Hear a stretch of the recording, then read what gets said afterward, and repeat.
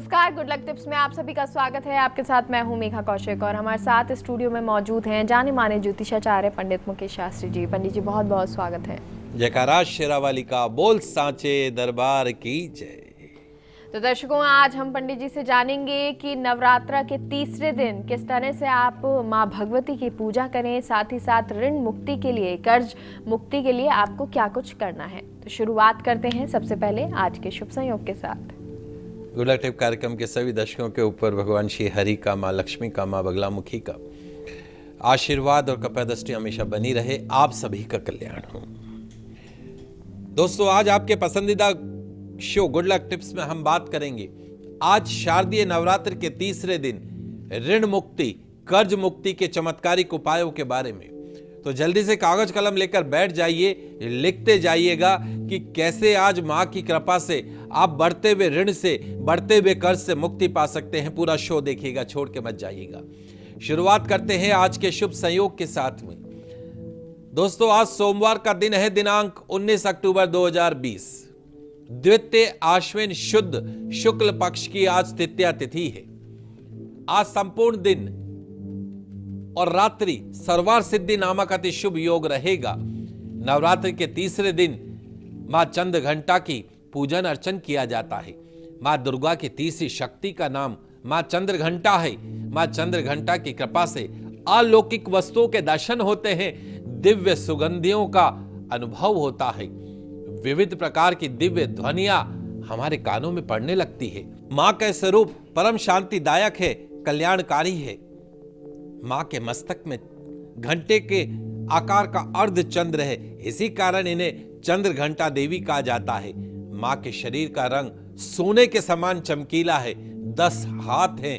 मां के 10 हाथों में खड्ग आदि शस्त्र हैं, बाण आदि अस्त्र विभूषित है।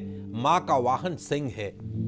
मां की मुद्रा युद्ध के लिए तैयार रहने की है। मां चंद्र घंटा की कृपा से आप हम सभी के समस्त पाप और बाधाएं, कष्ट खत्म हो जाते हैं। मां भक्तों के कष्ट का निवारण शीघ्र ही कर देती है।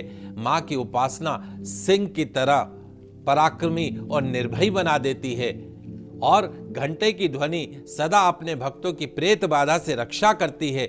मां की आराधना से वीरता, निर्भयता के साथ साथ सौम्यता का भी विकास होता है। मुख, नेत्र, संपूर्ण काया में कांति गण की वृद्धि होती है। स्वर में दिव्य अलौकिक माधुर्य का समावेश हो जाता है। मां चंद्र घंटा की पूजा आज निश्चित तौर पर आपकी सभी मनोकामनाओं को पूर्ण कर सकती है जी। और पंडित जी, पूजन मंत्र क्या है, ये भी आपसे जानना चाहेंगे। जी बिल्कुल। चूंकि आज नवरात्रि का, शारदीय नवरात्रि का तीसरा दिन है, आज का जो पूजन मंत्र रहेगा, या देवी सर्वभूतेषु मां चंद्र घंटा रूपेण संस्थिता नमस्तस्यै नमस्तस्यै नमस्तस्यै नमो नमः। या देवी सर्वभूतेषु मां चंद्र घंटा रूपेण संस्थिता नमस्तस्यै नमस्तस्यै नमस्तस्यै नमो नमः। इस प्रकार आज मां की आराधना आपके सभी मनोकामनाओं को पूर्ण कर सकती है। आइए साथ ही जान लेते हैं आज का विशेष उपाय। आज नवरात्रि के तीसरे दिन सांवली रंग की एक ऐसी विवाहित महिला, सांवली रंग की ऐसी विवाहित महिला जिसके चेहरे पर तेज हो, उसको अपने घर पे आमंत्रित करके उनका पूजन कीजिएगा। भोजन में दही और हलवा आज उन्हें अवश्य खिलाइएगा। भेंट में कलश और मंदिर की घंटी प्रदान कीजिएगा और साथ में बाकी श्रृंगार की सामग्री, साड़ी इत्यादि तो आपको देनी है। निश्चित तौर पर आज इस प्रकार की महिला का पूजन करने से आपके सभी कष्टों से आपको मुक्ति मिलेगी, सुख शांति सौभाग्य की प्राप्ति होगी जी। तो ये तो पंडित जी ने बताया कि किस तरह से आप पूजन कर सकते हैं, पूजन का समय क्या है और मंत्र क्या है। और अब चलिए आगे बढ़ते हैं, राशिफल की बात करते हैं कि अगर आप पर बहुत सारा कर्ज है तो इस नवरात्र आप कर्ज से मुक्ति पा सकते हैं। मेष, वृषभ, मिथुन, आपके लिए जानते हैं कि क्या कुछ आपको करना है इस नवरात्र। जी बिल्कुल। आइए जानते हैं राशि अनुसार किस प्रकार आज मां को प्रसन्न किया जाए, लेकिन उससे पहले जान लेते हैं आज का शुभ पूजन समय।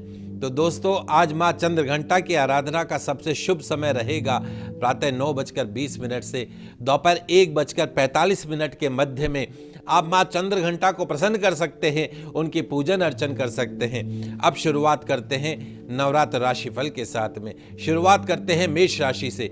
मेष राशि वाले जो हमारे दर्शक हैं, आपकी फाइनेंशियल पोजीशन इस बार माँ की कृपा से बेहतर होगी। वाहन और मकान दोनों के लिए ऋण लेने का, कर्ज लेने का भी योग बन रहा है, लेकिन आप इस काम में पूरी सावधानी बरतनी है।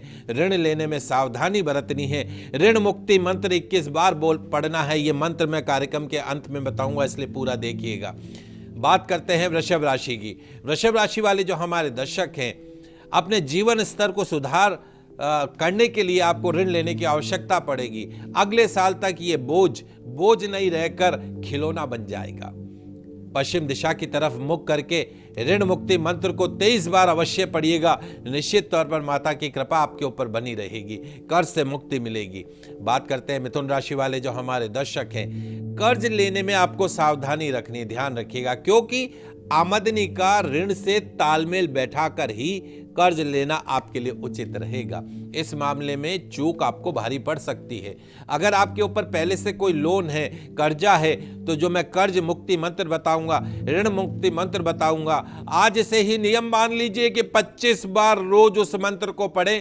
कर्ज से परमानेंट आपको मुक्ति मिलेगी जी।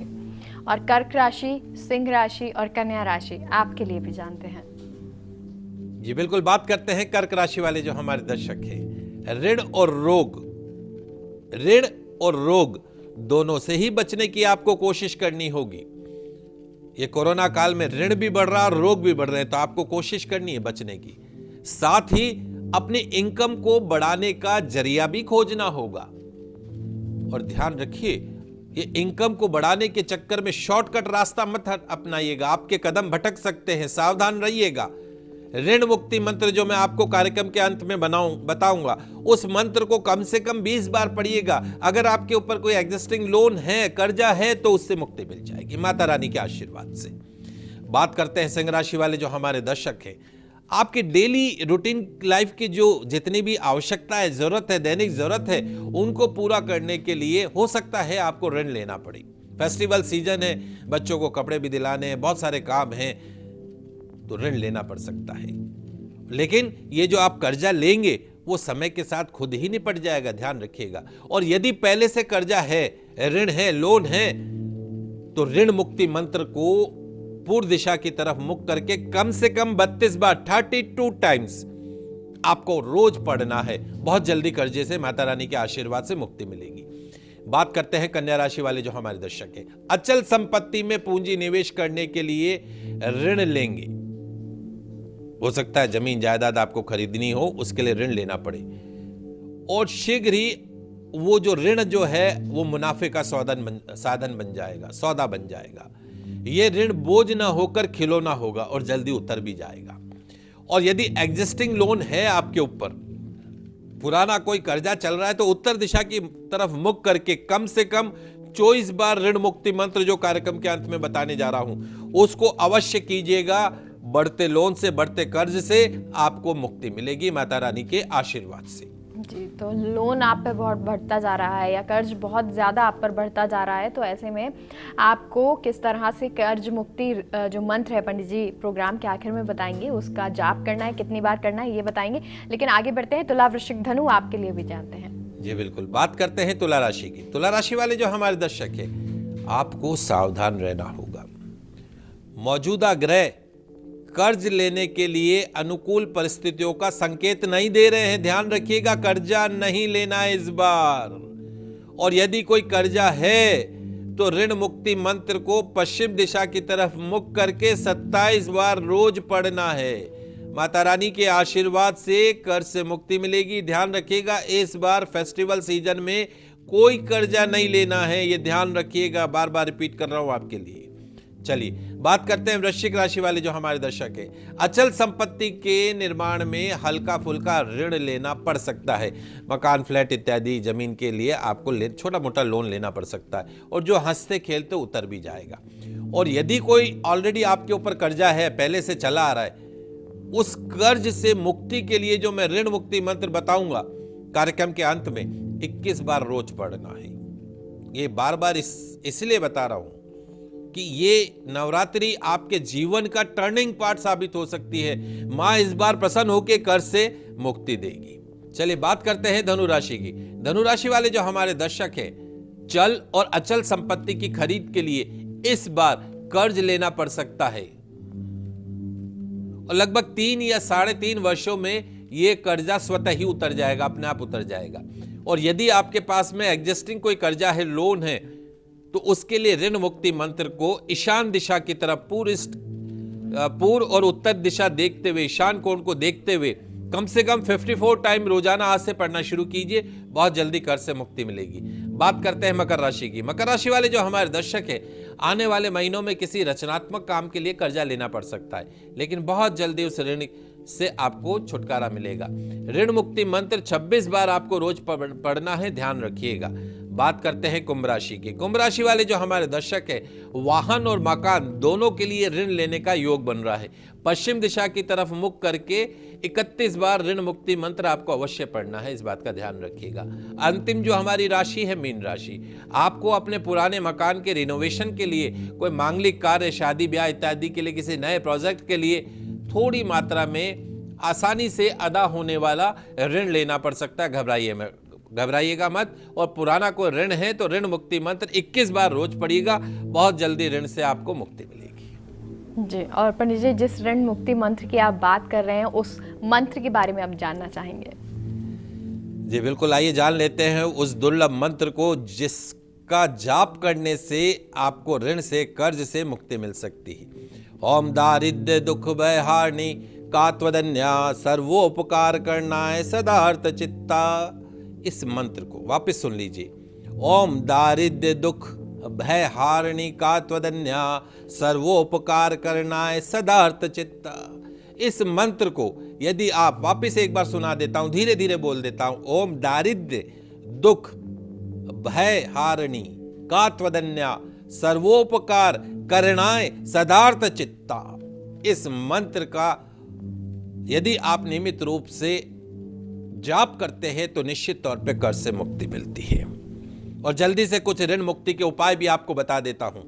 सबसे पहला, कच्चे आटे की लोई में गुड़ भरकर आज के दिन पानी के अंदर बहा दीजिएगा, बहते हुए पानी में। उसी तरीके से कर्ज बहता हुआ दूर चला जाएगा। कमल गट्टे को पीसकर देशी घी की सफेद बर्फी में मिलाकर 21 आहुतियां दीजिएगा, निश्चित तौर पर कर्ज से, लोन से मुक्ति मिलेगी। पीली कौड़ी हर श्रृंगार की जड़ को रोली, अक्षत, पुष्प, धूप, दीप से पूजन करके धारण कर लीजिएगा या अपने पास रखिएगा, ऋण से मुक्ति प्राप्त होगी। सफेद कपड़े में 5 गुलाब के पुष्प, चांदी का टुकड़ा, चावल, गुड़ सफेद कपड़े में रखकर 21 बार गायत्री मंत्र का जाप कीजिएगा। मेरी परेशानी उतर जाए, मेरा कर्ज उतर जाए, मन ही मन ऐसा विचार करते हुए बहते हुए जल के अंदर प्रवाहित कर दीजिएगा। निश्चित तौर पर बढ़ते हुए कर्ज से आपको मुक्ति मिलेगी। तो ये कुछ उपाय पंडित जी ने आप सभी को बताया, मंत्र बताया। बहुत बहुत शुक्रिया पंडित जी जानकारी के लिए। जयकारा शेरावाली का, बोल साचे दरबार की जय। तो दर्शकों, यहाँ रुकते एक छोटे से ब्रेक के लिए, आप कहीं मत जाइएगा, जल्द लौटते हैं।